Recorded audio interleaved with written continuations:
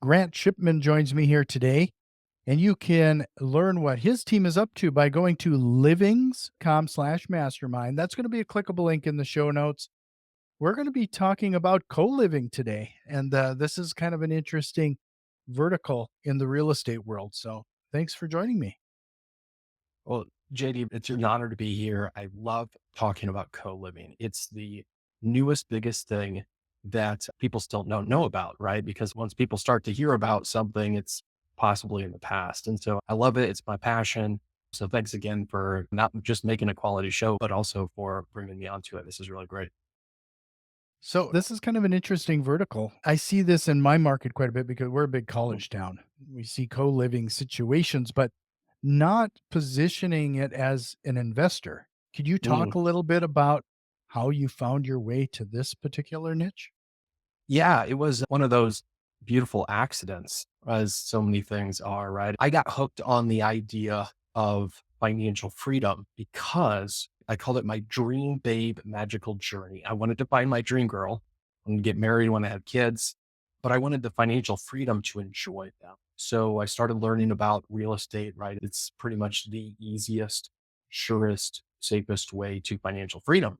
And what I found when I went to look at a house was that there was another house on the same property.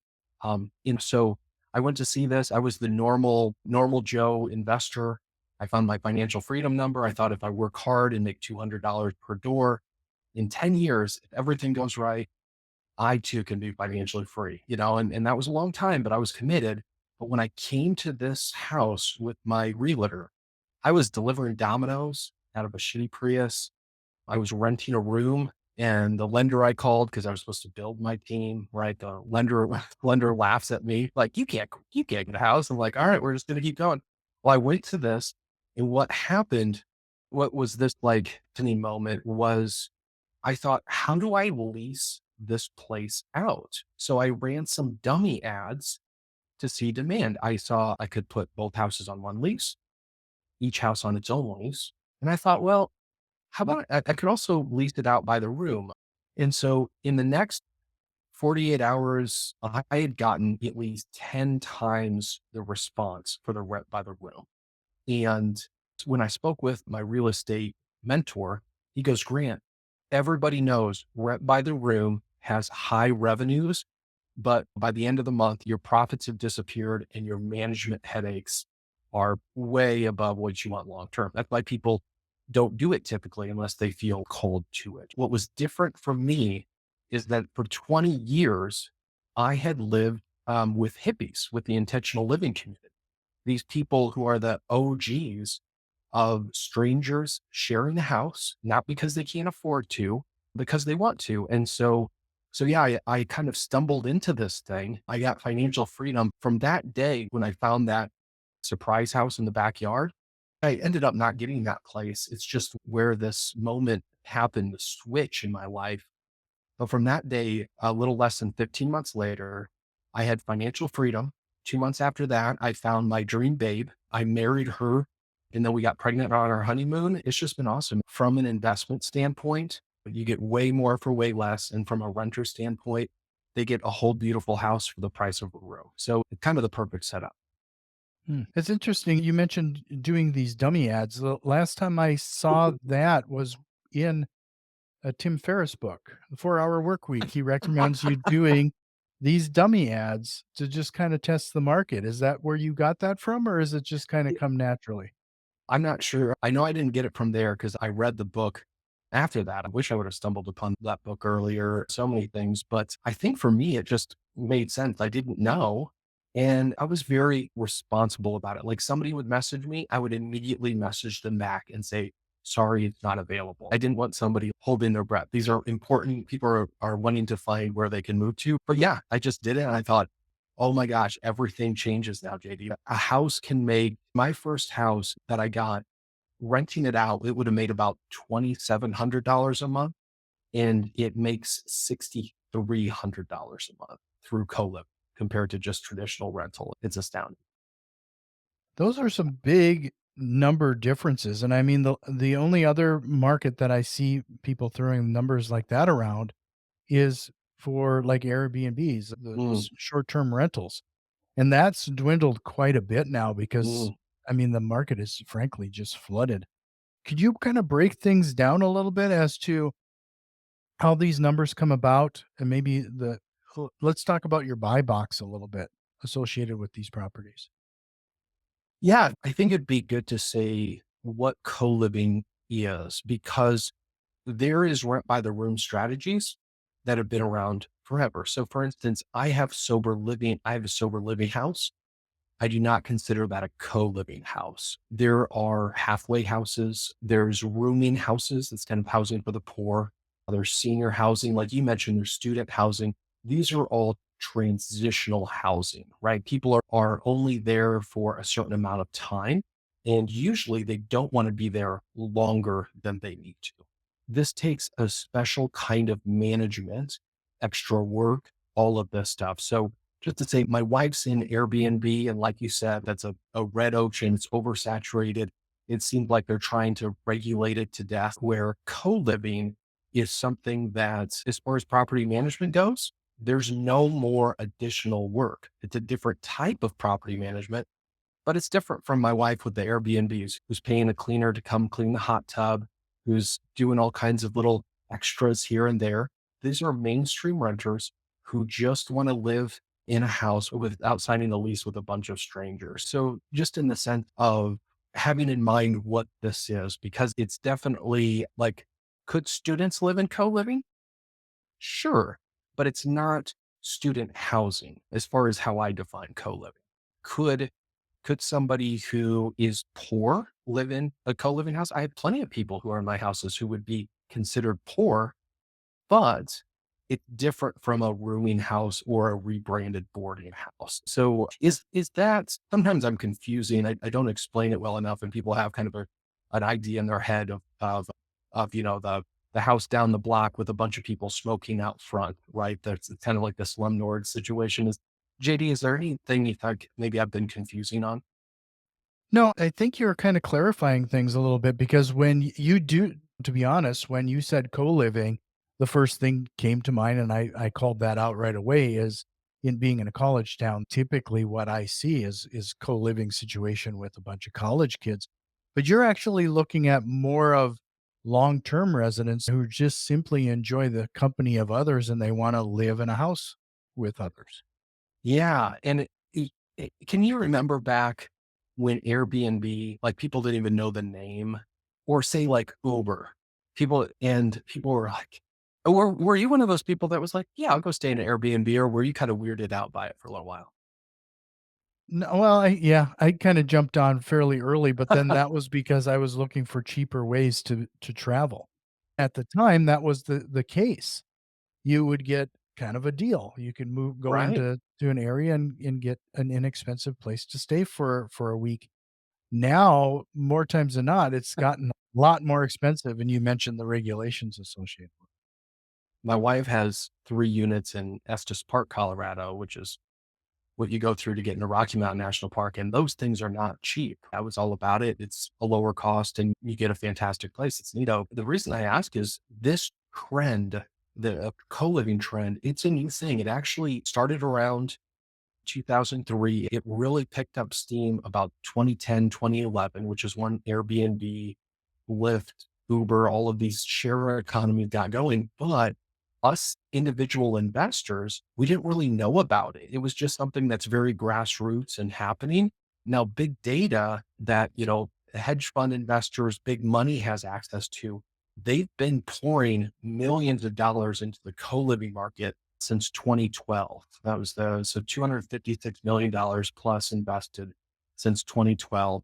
But they have access to data that the rest of us, it's just starting to bubble above the surface. Even the term co-living, when I started my company, I called it community living homes because there wasn't the term co-living. We didn't know what to call it. It's always one of those things. So it's just to say it's something, a new thing always has to be kind of misunderstood. But the fun thing about this phase is is my wife making money on Airbnb? Without a doubt.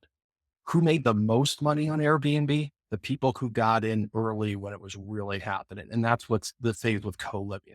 It's like I put a little bit of work into co-living and I get massive returns on it. And I mean, that makes anybody feel fantastic, not to mention the service to society.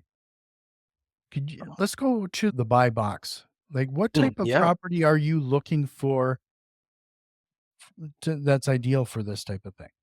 Yeah. So picture a normal neighborhood, AB level neighborhood in a normal house in that neighborhood. It's probably going to be on the corner lot because you want to have plenty of parking. What I suggest is looking at a 5 bedroom, 3 bath, because this house typically can be a 7 bedroom, 3 bath. We don't go larger than 11 bedrooms. There are big houses out there, some old Victorian, some fantastic, beautiful houses that have plenty of bathrooms, plenty of all that stuff. When you go more than 11 bedrooms, when you get to 12, there starts to be two households, like two groups in the house. And it's not bad. It's just a little confusing to manage. At the same time, when you go lower than 7 bedrooms, this might seem like a lot to people, but if you go lower than 7, it's actually kind of challenging because responsible adults are not home very often. They're at work, they're at the gym, they're out with friends, and so when you have less than 7 people, like I have a 6 bedroom and a 4 bedroom that our property management company manages, those have the toughest time because renters prefer to see each other. And if you have 7 people, then usually at least one other person has a schedule like yours. These people moved into a house because they want to see others and they just feel like they live in a big empty house by themselves. So yeah, normal house in normal neighborhood, no more than 3 bedrooms per one bathroom.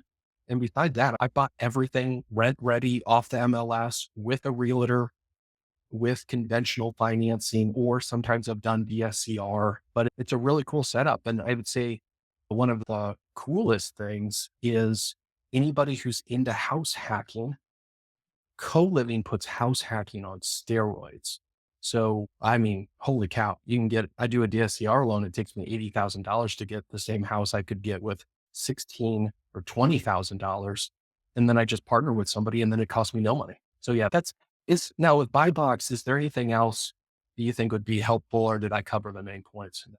No, I think you covered the main points there. You mentioned that you're in Colorado. Is that your primary market? Yeah, we're Colorado and in Texas, and then we just got into Jacksonville, Florida as well. But Colorado's where I started. Okay. So, and we're gonna later half of this show, I'm gonna put you on the spot, and we're gonna kind of go through the numbers here a little bit, so we can have an Awesome. idea as to how this works. But before we get into it, I want to remind everybody again, you could learn more about this in detail by going to livingsmithpro.com/mastermind, livingsmithpro.com/mastermind. I'm going to have that as a clickable link in the show. If you found some value in what we're talking about so far, do us a quick favor, share this with one of your investor friends. And if you're watching us on YouTube, give us a quick like and subscribe. So, Grant, we can go in a number of directions here now. I'd like you to kind of run through the numbers if you wouldn't mind. Mm, Like, let's say, and I hate to give this typical, but since you're in three different markets, I'm sure the numbers are mm, kind of all over the place on some of this. But you're mentioning, $2,300 rent versus, I think you were even in the $5,600 rent in some situations.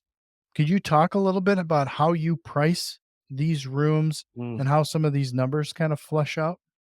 Yeah, yeah, and the room rental rate is actually a really independent thing from normal just single family residence market rate or for that matter apartments, anything. So to say pretty much any market you're in, so say Jacksonville, is a lower cost market where I'm going to buy that same house in Denver, Colorado area. So a Jacksonville house I've got one under contract right now for 420,000. If I was to buy that in the Front Range, Denver, Colorado, all of that area, that would cost me around 750,000. So I'm going to get a lot more cash flow in one than the other. But that being said, room rates are going to be about the same. They're always going to be between 700 and $1,000, even if you're downtown Boulder or Austin.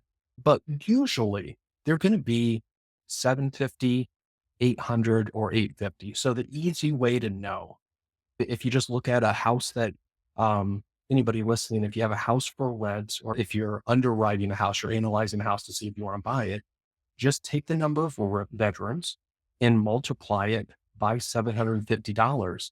And if that amount of income, because your expenses are going to be virtually the same mortgage, more or less same utilities, same taxes, et cetera. But if that's compelling enough to dig into co-living, then boom. A great thing to do is just to do it traditional, right? But if you get one of these houses that can crush it for you in co-living, I mean, we're talking 5 to 10x the profits, right? Because revenue might be 2 to 3x, but the profit is Well, one of the things that's interesting me here is that in a traditional, at least in my market, the traditional single family home as a rental, I'm talking about maybe on the high side, $300 a month in net cash flow that can right. get wiped out if the AC goes out. Furnace. So you're kind of in a more of a unique situation here when you're renting by the room, and the dollar amounts here are actually pretty striking. Can you Mm, talk a little bit about the difference there as to what do you provide as the landlord and is on the residents? Because I would mm. have to think that there's some shared expenses or something going on here. Yeah, what a great question. There's going to be about $50 of expenses a month. Not max, I should say $50 a month. So what we do when we set up a house, and a house setup is very important because we set up these houses so they mostly run themselves. The kind of quality renter that is going to move in and turn that home into a cherished place they love and don't want to leave. Um, that's the kind of person who really does want to run their own household, right? This group of people living together, they want to make it easy on.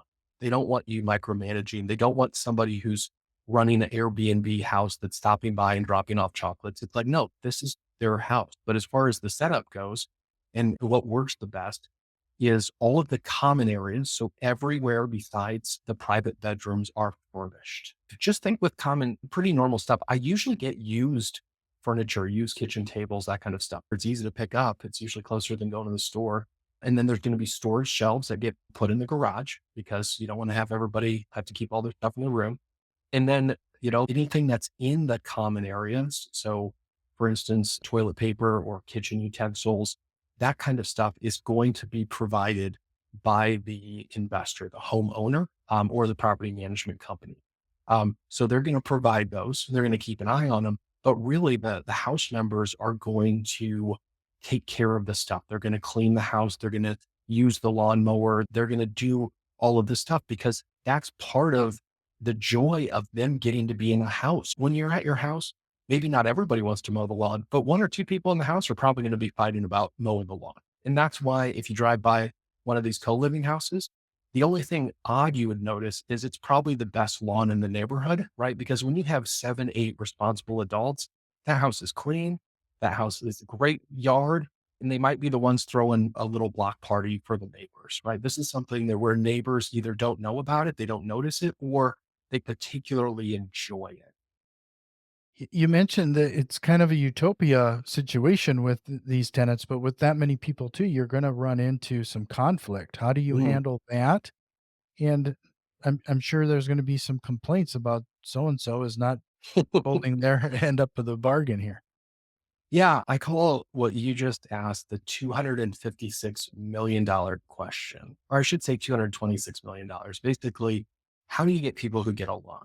There was back when I was managing my own properties. Now I have a property management company that does it. But in 2018, when I was still the one going to the houses, get everything set up, there was this guy who called up and he said that he regrets to inform us that he lives with Satan and Satan's name is Tim. And so, right, this Tim was another house member, right, a co-renter. Mhm. And this guy's name was John. And he just like, you got to get Tim out of here. He's an awful guy and all of this stuff, right? And then it wasn't surprising that I also got an email a day or two later from Tim. Tim said he also lived with the Antichrist, and that guy's name is John. Well, that following Tuesday, And this was in Longmont, Colorado, for anybody familiar there, the kind of the good tacos there. But they went to Taco Tuesday together, and they've been going to Taco Tuesday, as far as I know, to this date. They are like best buds. And do you know what happened between Taco Tuesday and, when they were messaging the property management about, the other being like Lucifer? Somebody's took the other person's hot sauce.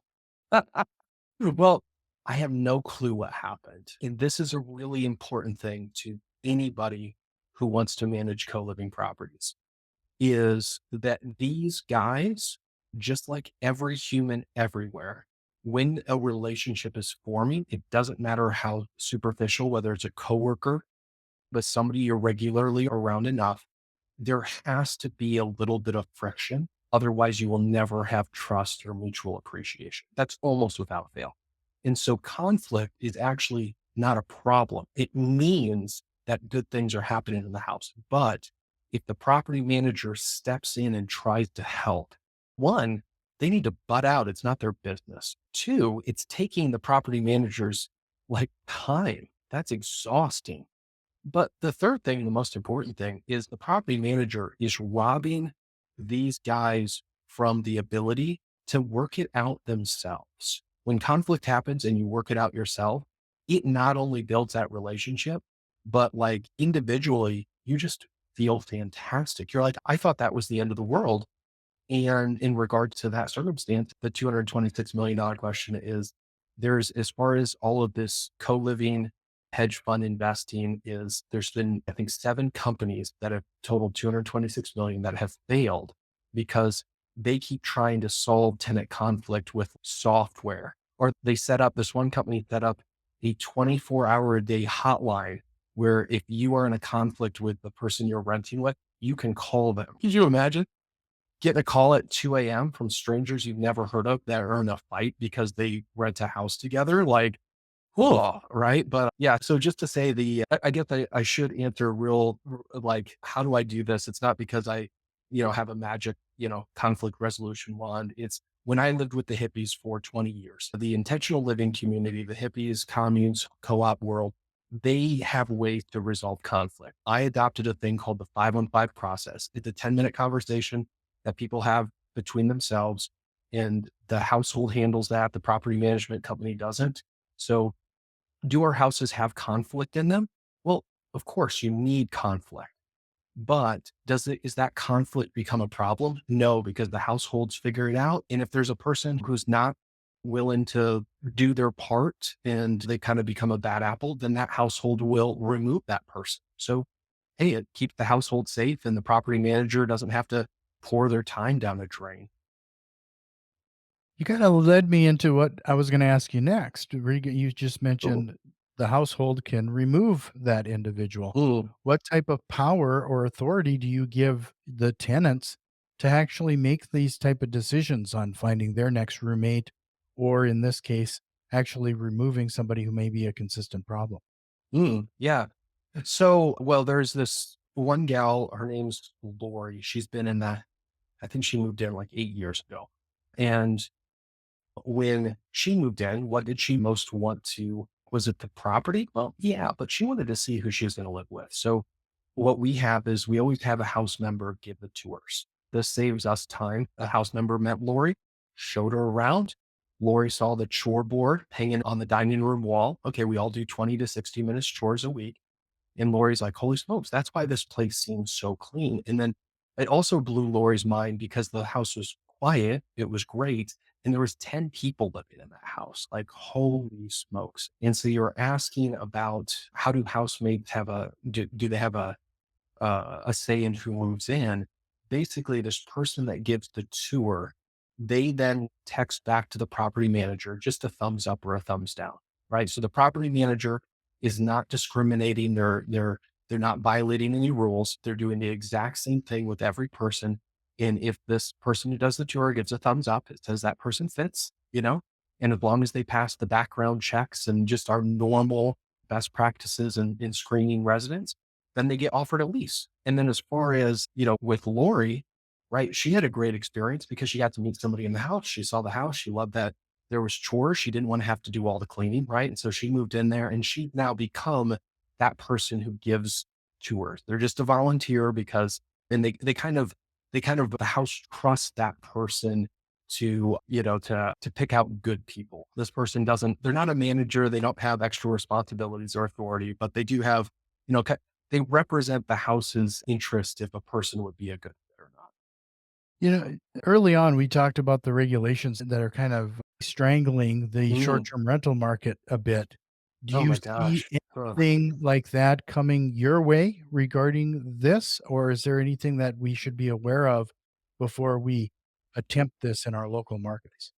Oh, it is. So here's what's amazing. Like the power of legislation trends, which is just working terrible against Airbnb. It's actually the opposite in regard to co-living. Is now there's a legislation trend that is absolutely protecting co-living. So for example, in Colorado, before I would have said, hey, make sure, and we have a chat GPT cheat code that you can find out how many unrelated adults can be in place. Because when you do your due diligence, this is one extra step to find out, make sure you're being legal. But effective July 1st this year, every law that could limit co-living has been banned in Colorado. This has happened in Oregon and Washington and Iowa and New York and California, cities like in Austin, let me see, I think Madison. But just to say this legislation trend it's perfect for co-living because people realize, holy moly, like we have housing inventory shortage and co-living doesn't just talk about eventually building something, eventually fixing something. It immediately is a solution. So yeah, as Airbnb is getting beat over the head by legislation for us co-living investors, we're just riding this wave. We're like, oh, and this kind of legislation is happening in city councils and up to the state level all over the place. I can't help but notice that a lot of the states that you listed there are in obvious issues around housing shortages, Mm, as well as, let's face fact, the economy isn't the best right now. With buying a house yourself or even rental prices in an apartment, they're probably people are looking for cheaper ways to live. yeah. So there's two things I've noticed with people who rent in co-living. Some are looking for cheaper places to live because they themselves are having financial problems. And this is what's rad about co-living is you can provide lower cost housing without making it affordable housing or making it like housing for the poor. We have people who, this one gal, actually, who I mentioned, Lori, nobody knew it, but us as property managers knew it. She was homeless the 2 years before. She lived in a car with her two cats. And that's not because she was unskilled or irresponsible person. The number one cause for homelessness is housing prices. And she lives in a house where there's a civil engineer and a college professor on the HVAC technician. I haven't checked up on the house since then, but to say is that is the case. But the other thing that's happening as well is people are realizing, man, I could spend this money on housing and I could afford it. They could even live by themselves and even live in a nicer house, but they would rather spend money on travel or not have to work as much overtime or all of these things. Like basically, they're choosing to spend their money elsewhere. And that's a thing that I think has happened because of the economy. Is even those of us with more money are valuing things different ways. Just to remind everybody one more time, head over to livingsmithpro.com/mastermind. That's livingsmithpro.com/mastermind. There is a lot to unravel here. In fact, you're going to be putting on something on December 9th of this year to help people with this. Can you talk a little briefly about that? Yeah, thanks for having me do that. Is so co-living, just like anything that's powerful, it can make people a ton of money and provide massive service. But just like with real estate, leverage is so powerful in real estate, but if people don't understand it, they can really get themselves in trouble. And I would say that same thing with co-living. Co-living is not, it doesn't work with traditional property management. It doesn't work with, say, short term or mid-term property management. This is a new type of thing. It is managing a household of individuals. And so we're putting on a free training. It's 5 days. It's 1 hour a day in the evening. And me and my teaching team, we're just going to bring the absolute most. We're going to show people how to that chat GPT code as far as like, does this work with their regulations? And, how I bought my first 7 properties with not a penny of my own. And in what systems do you put in place and what furniture and how does the mail work? And what about overnight guests or what about cameras or locks? All of these questions that come up. How do you set up a house so it really runs itself and people thrive? The other cool thing in that link is there's a book in there. It's normally $28 on Amazon, but you can download it. Anybody who's listening to this, and it's written by our renters because the best thing you can do if you want to make money is get to know your target market. And people love this book. So yeah, we've got this free 5 day training and I'm always having to like, people are keeping asking questions once the hour is passed. And I'm always like, "Hi, I've got to, take off to put my 2 boys to bed." But it's so exciting. It's just a really fun time for co-living. Everybody wants it and it kind of absorbs a lot of the learning curve in the beginning because there's such a high cash cow. Yeah, you can learn more of that again at livingsmithpro.com/mastermind. Grant, is there a question or concept you wish we would have covered before we jump into the rapid Mm, fire? wow. I think, Tony Robbins says that the quality of a person's life depends on the quality of the questions they ask, and ask great questions. So no, we covered stuff a long time, but like he said, we could keep talking, all this stuff's fun. Yeah, this is especially interesting. So I'm probably going to have to check out your event myself to That understand this a little bit more. But if you're ready, we'll jump into the rapid fire questions and close out this episode. I'm ready. Let's do it. What lie do real estate investors sometimes tell themselves? That buying a house is not worth it right now. If you could go back in time and give your younger self one piece of advice, what would that be? I'm fighting the urge to say, check out real estate earlier. I think if my younger self would have been to chill out and chill out. It's going to work out. What book would you recommend? This is my all time favorite real estate book. It is called Loopholes in Real Estate by Garrett Sutton. And what I learned from him just all across the board, I think has made it where for me, my assets are safe and my real estate investing, he really got me caught up on best practices. Yeah, and Garrett was just on the show, so just go a couple episodes back and you'll see him and his son. It's a great conversation. And then lastly, what single strategy, process, or tool have you implemented that has had the biggest time-saving impact to you or your business? JD, I've got to razz Garrett because his Sutton Law is like my main attorney that I use. And so anyway, that's really cool. I missed that episode. So that's really rad. Shoot. Now I got so thrown off by that. What was the question you asked again? What single strategy, process, or tool have you implemented that has had Mm. the biggest time-saving impact to you or your business? So Asana or any kind of project management software, planning my week out ahead of time. Ideally, I only work 3 days a week, 5 hours a day, 6 months a year, but I can actually do the things that I want to. And at the end of the workday, I feel like that was excellent. And if I didn't get to everything, that's fine because I have a plan so I can change that plan. So anything, Asana's free, other things are free, but task management software for the win. So one thing that I got we got to spend a couple minutes on there is that you just said that you spend 5 hours a day, 3 days a week, and that's the financial freedom that I actually think people are trying to find. Could you talk a little, just spend a few minutes talking about the perils and the work that it took to get to that point? Because Mm. I feel like there's a lot of people that run ads and make it sound like real estate is just mailbox money and it's the simplest thing in the world. But talk about the heavy lifting that happened prior to that, to this point.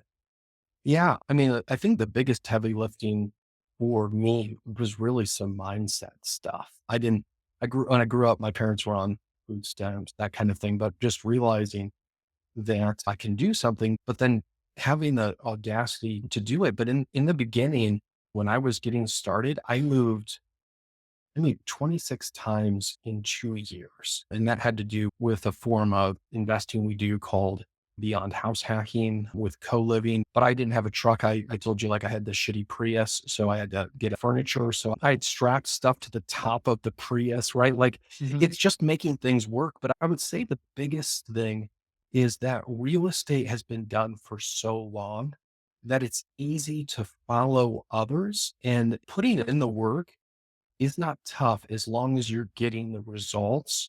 And so, yeah, it took me, what was it? So for me, it was 15 months to get financial freedom. I kind of got lucky because of the whole living with hippies and the co-living thing.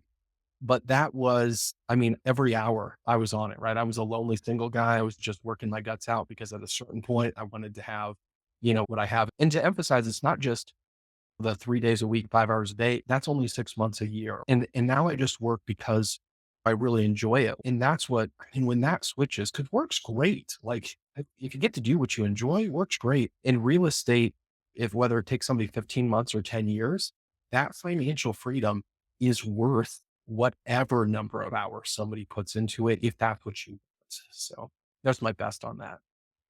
Well, a great way to end this episode. Grant, I really appreciate it. One, the last time, livingsmithpro.com/mastermind.